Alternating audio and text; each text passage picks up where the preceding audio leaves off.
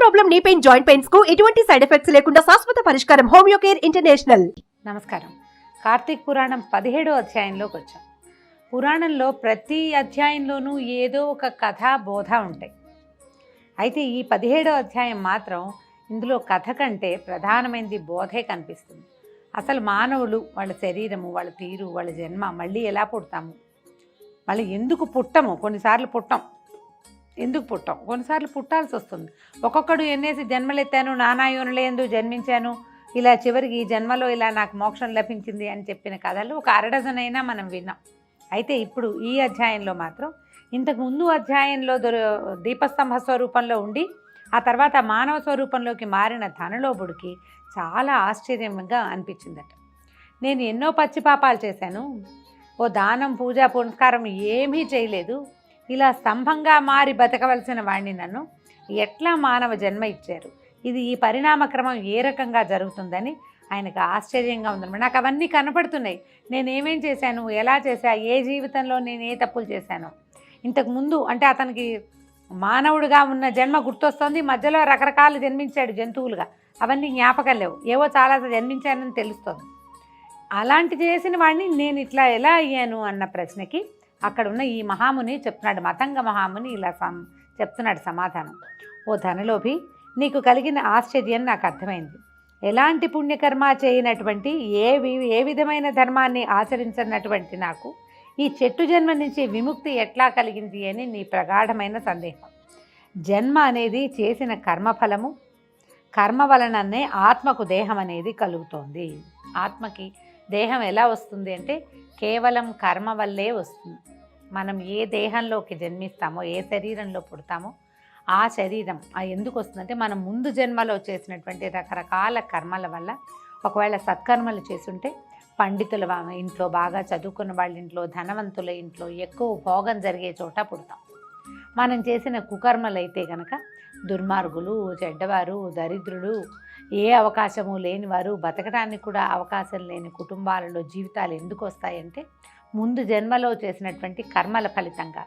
ఆ కర్మ ఫలితంగా జన్మించినప్పటికీ ఒకవేళ మన ముందరి జన్మలో ఏవైనా కొన్ని సుకర్మలు ఉంటే దానివల్ల మనం బీదరికంలో జన్మించినా, ఏ సహాయము లభించని చోట జన్మించినా, చదువుకునేందుకు అవకాశం లేని చోట జన్మించినా, సుకర్మలు కొన్ని ఉంటే అవి మనని ఎవరో ఒకళ్ళు చెయ్యందిచ్చి మన అందులో నుంచి బయటికి లాగి మన ఉద్ధరించి మనకేదో పూజా పునస్కారం చెప్పి, చదువు సంధ్య నేర్పి, సంస్కారాలు తెలియజేసి జరుగుతుందన్నమాట. అట్లా కేవలము కర్మల వల్లే మానవ దేహం లభిస్తుంది. ఆత్మ ధరించిన దేహం వల్లనే కర్మ నిర్వహణ జరుగుతుంది. ఇప్పుడు ఈ ఆత్మ ఏ శరీరంలో అయితే ప్రవేశిస్తుందో దానివల్ల దేహం ఉంటేనే కర్మలు జరుగుతాయి. శరీరం లేని ఆత్మ ఏ కర్మలు చేయలేదు. బాడీ ఉండాలి కదా, దానికి ఒక మీడియం కావాలి. ఈ శరీరంతో మనం రకరకాల, మనం పుట్టిన ఇల్లు, మనం పుట్టిన ఊరు, మనం పెరిగిన వాతావరణము, మనం తెలుసుకున్నటువంటి చదువు, సంధ్యలు, సంస్కారాలు, వాటి వల్ల మన కర్మలు కొన్ని, తర్వాత మనం పూర్వజన్మలో చేసినటువంటి సుకర్మ కుకర్మల ఫలితాలు కొన్ని, ఇలా నడుస్తూ ఉంటాయి. అయితే కనుక శరీరమే కర్మకి కారణమవుతుంది. కానీ అహంకారంతో ఆత్మ ఈ శరీరమే అని వ్యవహరిస్తూ ఉంటాము. ఎప్పుడు నేనే అనుకుంటాం. నిజానికి నేను అనేది నేను కాదని, ఈ నేననేవాడు పడిపోయాక ఈ నేనుని నడిపించేవాడు ఎవడైతే లోపల ఉన్నాడో వాడు ఇంకో నేనుని వెతుక్కుంటూ వెళ్ళిపోతాడని మనం అనుకో. మనకు అర్థం కాదు అసలు. ఆత్మారాముడు అని చెప్తాం, ఆత్మ ఉంది అని చెప్పుకుంటాం. శ్లోకాల్లో, స్తోత్రాల్లో తెలుసుకుంటాం మనకి లోపల భగవంతుడు ఒక జ్యోతి రూపంలో వెలుగుతున్నాడని. ఆ జ్యోతి ఉన్నంతసేపే శరీరం ఇట్లా ఉంటుందని, శరీర పతనం తర్వాత శరీరంలోంచి ఈ జ్యోతి వెళ్ళిపోతుందని. వెళ్ళిపోదు, శరీర పతనం తర్వాత కాదు, జ్యోతి వెళ్ళిపోయాకే శరీర పతనం జరుగుతుంది. ఈ వెళ్ళిన జ్యోతి పరంజ్యోతిగా ఉంటుంది ఎప్పుడూ కూడా. పడిపోయేది శరీరమే. ఇన్ని రకాల క్రియలు చేసినటువంటి శరీరం పడిపోతుంది. ఈ శరీరానికి, ఈ కర్మలన్నిటికీ అవకాశం ఇచ్చినటువంటి ఆ లోపల ఉండవలసిన జీవుడు మాత్రం అలా నిత్యుడుగా తన దారిని తను తామరాకు మీద నీటి బొట్టులాగా సాక్షిభూతంగా ఉండి ఇంకొక శరీరాన్ని వెతుక్కుంటూ వెళ్ళిపోతాడు. మనం ఇప్పుడు చేసిన కర్మల ఫలితమే జీవుడు వెతుక్కునే శరీరం ఆధారపడి ఉంటుంది. మనం సుకర్మలు చేస్తే ఈ జీవుడు మంచి శరీరంలోకి వెళ్తాడు, లేదా అతనికి పుట్టవలసిన అవసరమే లేకుండా అవుతుంది. నేను వేరు, నాలోని వాడు వేరు అనే జ్ఞానం మనకి ఏనాడు తెలుస్తుందో అప్పుడు మనం చేసే కర్మల యొక్క వ్యవహారం మారిపోతుంది. ఈ నా కోసం చేసే పూజ, నా కోసం నేను మొక్కుకోవటం, నా కోసం నేను ఎక్కడికైనా వెళ్ళటం అనేది పోతుంది. నేననేవాడు ఉండకూడదని చేసే విధానం కొత్తది వస్తుంది ఒకటి. అప్పటి వరకు మనం డాంబికంగా ఉంటాం, ప్రపంచానికి చూపిస్తూ ఉంటాం. మనం చేసే పూజ పునస్కారం, ప్రార్థన, భజన సమస్తము ప్రపంచానికి చూపించేవే జరుగుతూ ఉంటాయి. ఈ నేను వేరు అనేది మనకి అర్థమైతే ఇక డంబం పోతుంది, డాంబికం తగ్గిపోతుంది, వదిలేస్తాం దాన్ని. వదిలేసిన తర్వాత ఏమవుతుంది, ఈ నేను ఉన్నవాడు, లోనివాడు, పైవాడు, బయటవాడు ఇద్దరూ సెపరేట్ అయిపోతారు. పైవాడు కేవలము లోకం కోసం ప్రవర్తిస్తాడు, అంతే. ఏం చేయాలో అది చేస్తాడు. లోపలి వాడి కోసం ఏం చేయాలో అది చేయటానికి ప్రవర్తించడం మొదలు పెడతాడు. తెలుసుకుంటామన్నమాట. ఆ తెలుసుకునే జ్ఞానం మనకి ఎప్పటికి వస్తుందంటే, ఎప్పుడో ఒక్కొక్కసారి ఎవరివైనా మరణాలు, ఎవరివైనా ప్రసూతి వ్యాధులు అలాంటప్పుడు మనం తెలుసుకుంటాం. ఇది చాలా బుద్భుతప్రాయం, ఇది చాలా క్షణాల్లో వెళ్ళిపోయే వ్యవహారం, ఇదంతా తేలిపోతుంది, ఏం లేదు, ఇక్కడ ఏమీ లేదు, ఇది నీటి బుడగ లాంటిది జీవితం అని తెలుసుకుంటూ ఉంటాం. ఒకసారి కాదు, చాలాసార్లు వస్తుంది మనకు ఆ వేదాంతం. కానీ ఏంటంటే అది నిలబడదు. ఆ నిలబడడం కోసమే మనం పురాణాలు వింటాం, ప్రవచనాలు వింటాం. నేననేవాడు వేరేవాడు ఒకడు ఉన్నాడు అనే సంగతి మనకి అర్థం అవటానికే చాలా సమయం పడుతుంది. ఈ లోపల మనం ఎన్నో రకాల వ్యవహారాలు చేసేస్తాం. వాటిని మోసుకుంటూ మన లోపల ఉన్నవాడు మళ్ళీ పుట్టాల్సి వస్తుంది. ఆ మోత వాడికి ఇవ్వకూడదంటే ఈ ఇహంలో మన ప్రవర్తనలో మార్పు రావాలి. మనకి తెలియకుండానే ఈ కార్తీక పురాణంలో ఏం చెప్తారు, తెలియకుండానే ఎలుక తీసుకెళ్ళి ఓ ఒత్తిని తీసుకెళ్ళి ఇంకో చోట పెట్టింది, దాని మానవుడైపోయింది. తెలియకుండా చేసినా కూడా అది కుదురుతుంది అని. అందరికీ అది సాధ్యపడదు. ఇవి కృతయుగం నాటి కథలు. ఇప్పుడు మనం తెలుసుకోవాలి, నిర్మమంగా ప్రవర్తించాలి. ఇదంతా నాదే, ఇదంతా నాకే అనుకోకూడదు. అసలు ఈ నేను అనేది ఒక క్షణమని ఇది వెళ్ళిపోవడానికి మనకు అర్థం కావాలన్నమాట. అది వివరంగా చెప్తున్నారు చూడండి. నేను నాది అనబడే జీవాత్మయే అహంకారం. ఈ అహంకారంతోనే సర్వస్వము అన్న భావన కలుగుతుంది. ఆత్మ పరమాత్మ స్వరూపం. పుట్టుక, మరణము, వృద్ధి పొందించటము, క్షీణించటము అనేవి శరీరానికి మాత్రమే ఉంటాయి. పుడతాము, పెరుగుతాము, మరణిస్తాము, క్షీణిస్తూ ఉంటాం, అంటే వీక్ అయిపోతాం, వృద్ధాప్యం వస్తుంది, తర్వాత మరణిస్తాం. అది శరీరానికి. కానీ ఆత్మకి ఉండవు. కర్మకు కారణమైన శరీరము పంచభూతాలతోటి తయారవుతుంది. రంగు, రుచి, వాహన, వాసన, ఆహార విహారాలకు, సుఖదుఖాది అనుభవాలకు, ఆవేదనలకు గురి చేయబడుతుంది. శరీరమే, ఆత్మ కాదు గురి చేయబడేది.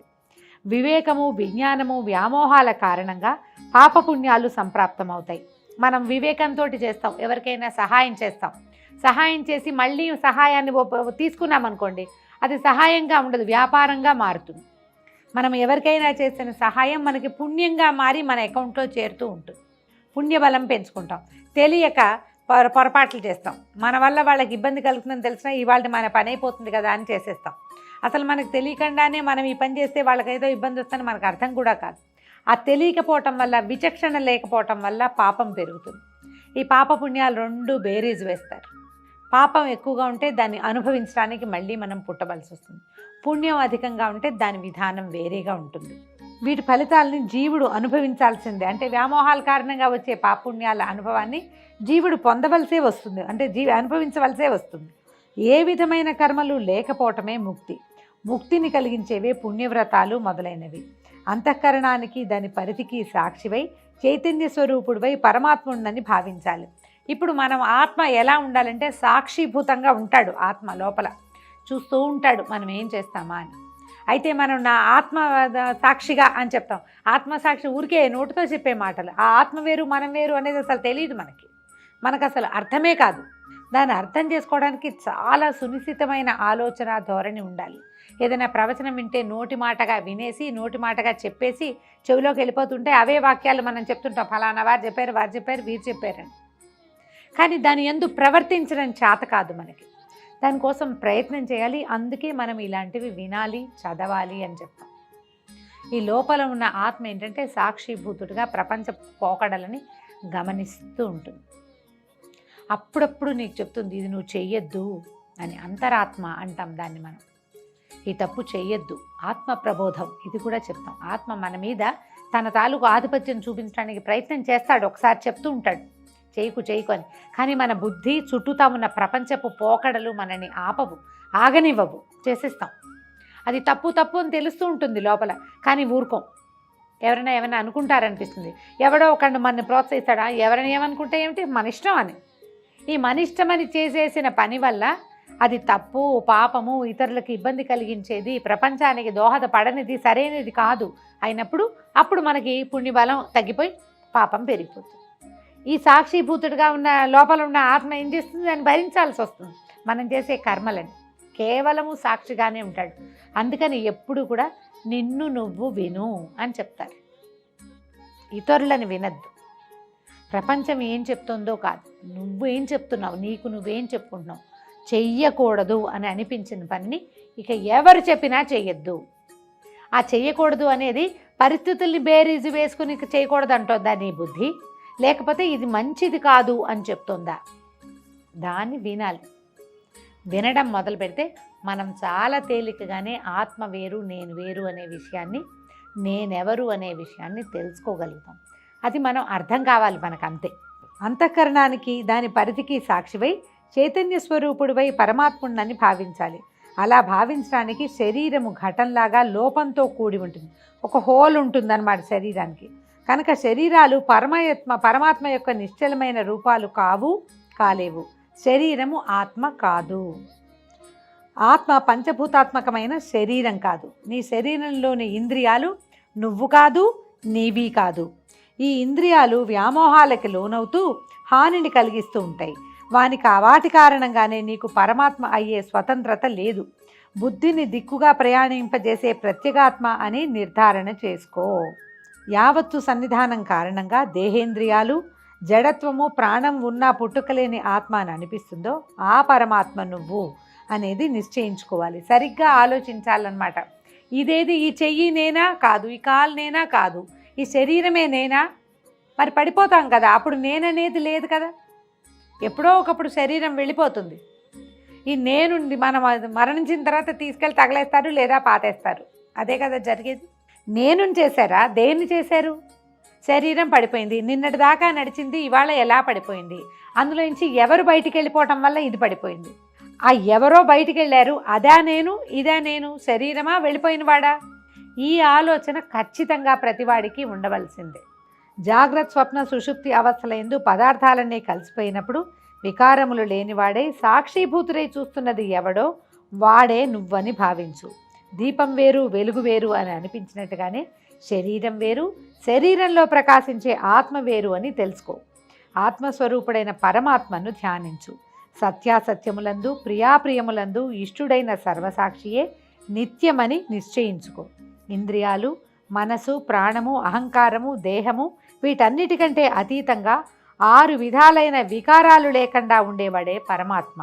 అజ్ఞానాంధకారం లేనిది, చెరగనిది, చెదరనిది, నిర్మలమైనది, సుఖజ్ఞానం కలిగినది ఆత్మస్వరూపం.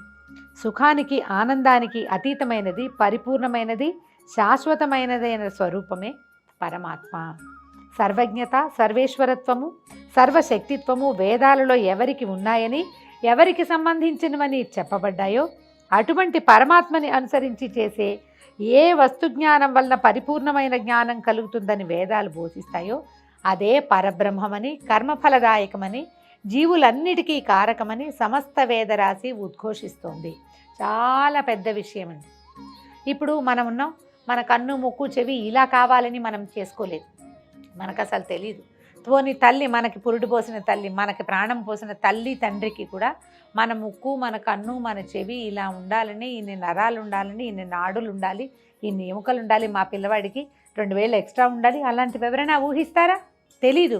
మనకి తెలియకుండానే అసలు జీవం ఎలా పోసుకుందో, జీవం ఎలా తయారైందో ఆ జీవితానికి కారణమైన అమ్మా నాన్నలకి కూడా తెలియదు.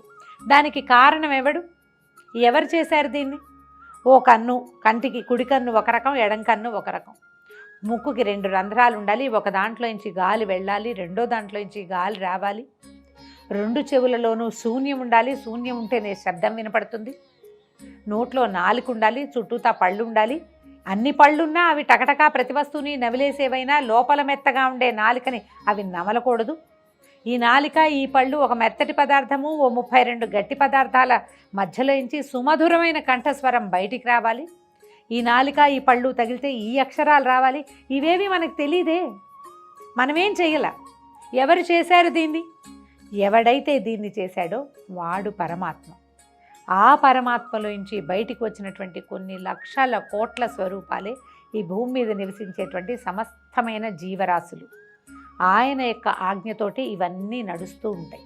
ఇందులో ఎవ్వడూ స్వతంత్రుడు కాదు. వీడు పుట్టడానికి స్వతంత్రం ఎలా లేదో చావడానికి కూడా స్వతంత్రం అలాగే లేదు. ఈ చావు పుట్టుకల మధ్య ఉండే నాటకాన్ని నడిపిస్తూ అది మనమే నడిచేస్తున్నామని, మన వల్లే ఇదంతా నడుస్తోందని భ్రమిస్తూ భావిస్తూ ఉంటాం. కేవలము భ్రమే ఈ భావన అంతా కూడా.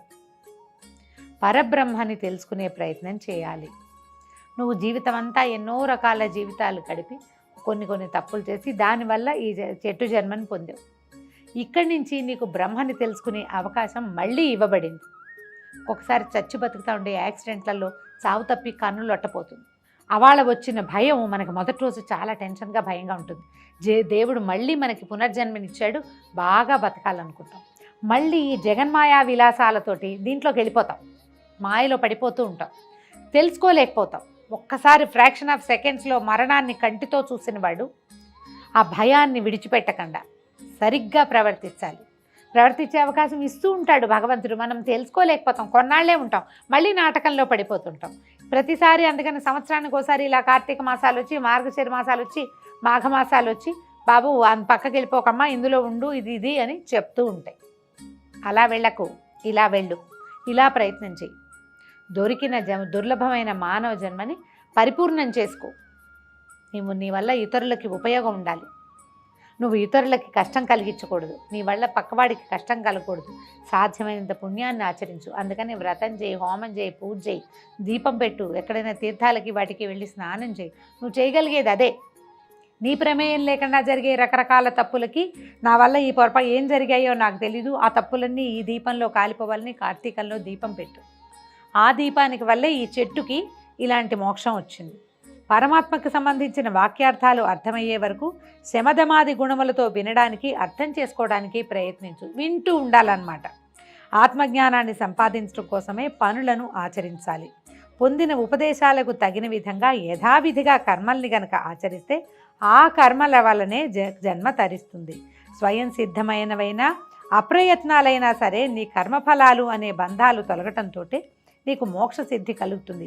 అన్నీ నేనే చేస్తున్నాను, అన్నీ నావే, అంతా నాదే, నేనే గొప్ప అనే భావనని విడిచిపెట్టి మనని నడిపించేవాడు ఒకడున్నాడని తెలుసుకుని వాణ్ణి తెలుసుకునేందుకు ఈ శరీరంతో ప్రయత్నించాలి అని ధనలోభి ద్వారా మహర్షి మనకు కూడా సూచిస్తున్నాడు. దీంతో 17వ రోజు పారాయణ పూర్తయింది. రేపు ఉదయం 18వ రోజు పారాయణలో మళ్ళీ కలుసుకుందాం. నమస్కారం.